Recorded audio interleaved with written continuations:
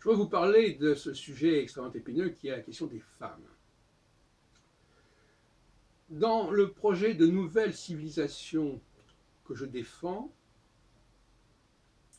il y a beaucoup de choses qui vont changer ou qui devraient changer, et notamment le statut des femmes. Et contrairement à ce que certains pensent aujourd'hui, parmi les féministes, ce statut ne va pas aller vers l'égalité, mais au contraire vers une conscience de plus en plus aiguë de la différence. Je ne pense pas qu'on pourrait vraiment me nier ce point de vue. La femme, dans mon sens, j'aurais deux choses à dire à propos des femmes. D'une part, que la démographie devient quelque chose de complètement incontrôlé, et que finalement, une des choses dont les femmes semblent vouloir le mieux, le plus se vanter, c'est de faire des enfants. Or, il apparaît que faire des enfants devient un problème. Ça peut être une solution à un moment donné, maintenant c'est un problème. Donc, le fait de dire je fais des enfants, c'est pas forcément une très bonne nouvelle et ça ne résout pas les problèmes. Il viendra peut-être un moment, d'ailleurs on est en train d'y aller, où il y aura donc la GPA, la gestation pour autrui, la possibilité d'importer des enfants sans avoir à s'occuper des mères, en quelque sorte, ce qui conduit évidemment au cas extrême de parents du même sexe, hommes, qui auraient des enfants, ce que je trouve tout à fait concevable. Et par conséquent, il va falloir, on a parlé il y a déjà longtemps du planning familial, il va falloir contrôler beaucoup plus sévèrement la question de la procréation. Cela dit, cela nous engage sur un deuxième volet que je voudrais développer davantage, à savoir cette espèce d'hubris, de fièvre de la consommation. Et la femme, qu'on le veuille ou non, est un objet de consommation. Et même à la limite, l'enfant est un objet de consommation. Objet de consommation, ça veut dire quoi? Objet de consommation, ça veut dire quelque chose qu'on veut posséder, qu'on veut avoir, dont on veut jouir. C'est l'acquisition de biens. Et quelque part, qu'on le veuille ou non, les temps n'ont pas changé. Il y a des moments où on se dit mais pourquoi je n'aurais pas une famille, pourquoi je n'aurais pas une femme, pourquoi je n'aurais pas des enfants, etc., etc. Je le mérite bien, comme on dit, ça.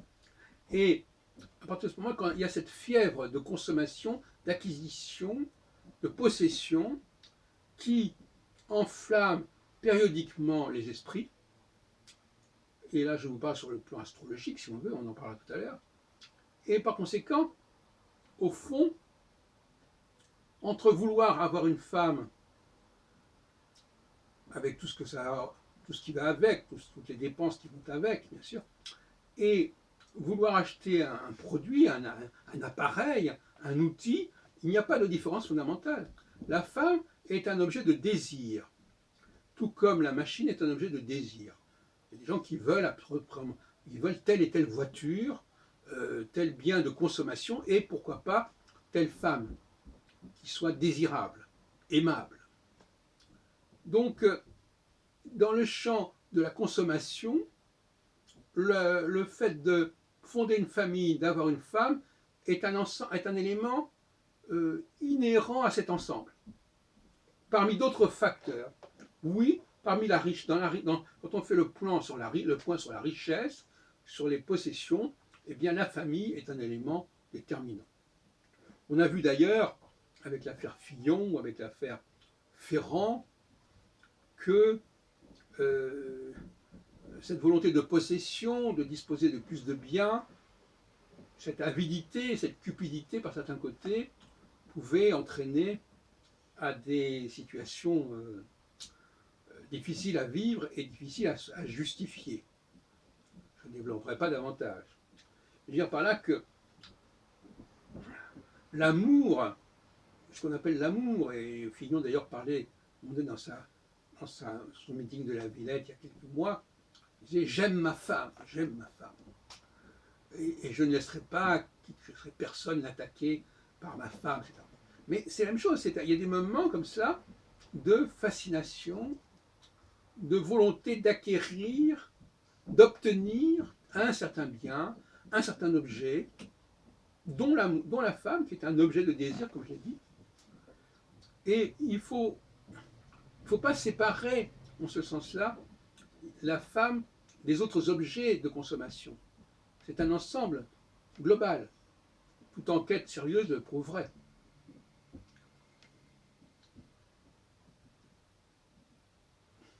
Alors, pour revenir à l'astrologie, à ce que j'appelle le baromètre astrologique, il y a des périodes comme ça, mais qui ne durent pas très longtemps.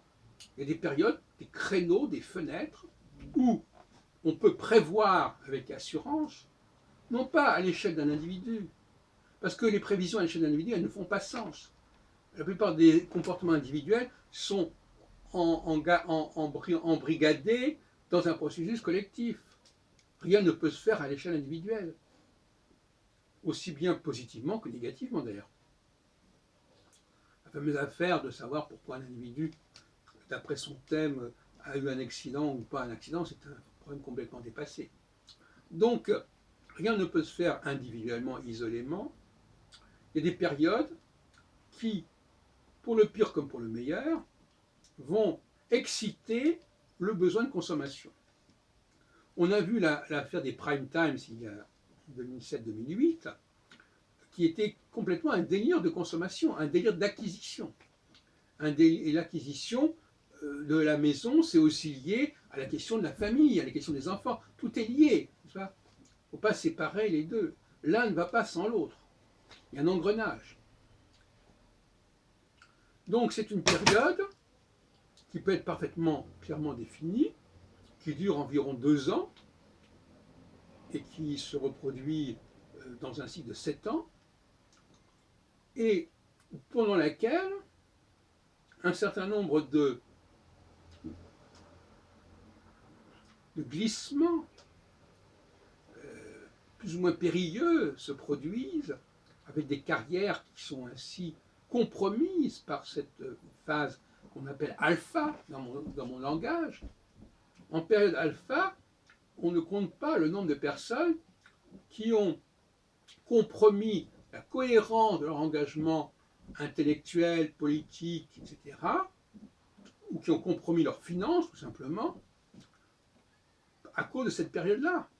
Il faut donc que la société soit particulièrement vigilante et préventive à ce niveau-là, qu'elle sache en quel point les pulsions peuvent se produire dans ce sens, et qu'elle prenne les mesures nécessaires pour canaliser et pour calmer ce genre d'excitation et de fièvre et d'hubris. Parce que cet endettement, même s'il a une durée, même s'il est lié à quelque chose qui nous a poussé pendant une durée relativement brève, il a des répercussions, il a des effets beaucoup plus prolongés. Et par conséquent, des erreurs, des tentations, puisque c'est le mot qui me convient, qui ont pu être produites, qui ont pu se vivre en période alpha, peuvent se perpétuer dans leurs effets bien au-delà. À ce propos, c'est ce qu'on appelle aussi la question de l'aliénation. Et dans une relation entre deux personnes, les choses sont ambivalentes. Il y a des deux côtés une attente. L'objet, du côté de l'objet, du côté du propriétaire possible, tout ça, ça s'imbrique. N'est-ce pas? Mais le simple fait, par exemple, de vouloir pour un État, on l'a vu par exemple dans le cas de l'Irak, quand il a voulu annexer le Koweït, ce qui a déclenché une guerre, ce qui a été le début de ces problèmes, eh bien c'est une phase, quelque part, qu'on pourrait qualifier d'alpha, une volonté d'enrichissement, d'agrandissement, d'expansion, que l'astrologue appellerait une phase jupitérienne. Et puis, cette phase, elle n'a qu'un temps, et elle est compensée, elle est contrebalancée par une phase qu'on pourrait appeler saturnienne, qui est la phase oméga. Et dans la phase oméga, on évacue tous les éléments parasitaires qu'on puisse produire, on essaie de résorber les excès qui ont été commis, quitte éventuellement d'ailleurs à divorcer, quitte éventuellement à renoncer à certains biens, quitte éventuellement à abandonner certaines possessions ou certaines conquêtes, comme on a pu le voir en 1989 ou en 1960. Lorsque l'appétit de biens, l'appétit de territoire, l'appétit de possession a conduit à des aventures qui, à un moment donné, ne correspondent plus, ou du moins semblent être beaucoup plus coûteuses qu'on ne le pensait, et par conséquent, il faut y renoncer. Si ce n'est que, comme il y aura tôt ou tard le retour d'une phase alpha de consommation, c'est un peu compliqué, et en tout cas, il y a un timing très très rigoureux à respecter, parce que les velléités d'évacuation seront à nouveau remises en question par de nouvelles velléités d'acquisition. Donc il y a la nouvelle civilisation dans laquelle je pense que nous entrons, une civilisation qui aura un temps extrêmement beaucoup plus pointu, beaucoup plus précis sur le plan technique, sur le plan technologique, que notre empirisme actuellement un petit peu bon enfant, où on fait les choses à peu près, on fait plutôt des choses a posteriori qu'a priori.